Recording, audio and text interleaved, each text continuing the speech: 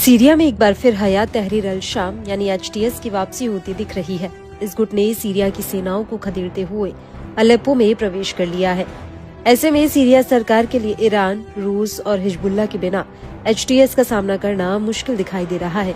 अगर सीरिया की सेना ने इस गुट का सख्ती के साथ सामना नहीं किया तो आने वाले समय में सीरिया के कई और शहरों पर भी कब्जा कर सकते हैं, लेकिन सीरिया के लिए अकेले HTS को हराना संभव नहीं है। बता दें कि 29 नवंबर को सीरिया में जिहादी समूह हयात तहरीर अल शाम और सहयोगी तुर्की समर्थित गुटों ने उत्तर पश्चिम में सरकार के कब्जे वाले इलाकों पर हमला किया। इससे सीरिया में 2020 के बाद से सबसे भीषण लड़ाई शुरू हो गई है।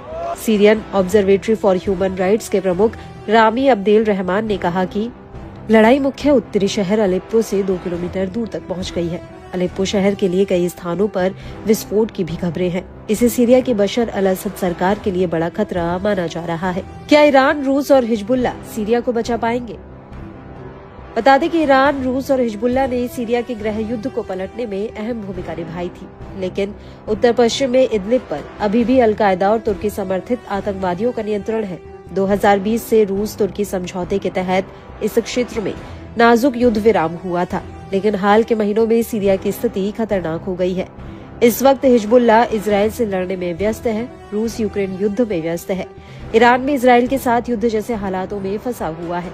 ऐसे में मौका देखकर अलकायदा और इदलिब के अन्य आतंकवादी अलेप्पो पर हमला कर रहे हैं। जिहादियों का अलेप्पो पर सबसे बड़ा हमला।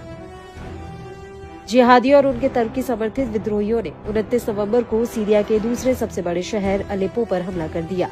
ये जिहादी कत्लेआम मचाते हुए अलेप्पो में घुस गए। इसके बाद इन जिहादियों और उनके सहयोगियों ने उत्तर में 50 से अधिक कस्बों और गांवों पर कब्जा कर लिया। यही नहीं, इन विद्रोहियों ने ईरान और रूस समर्थित सरकार की सेनाओं पर गोलीबारी भी की।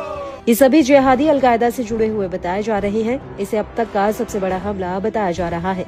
इसमें 255 लोग मारे गए हैं। मरने वालों में ज्यादातर लड़ाके बताए जा रहे हैं। इसके अलावा 24 आम नागरिकों के भी मारे जाने की खबर है।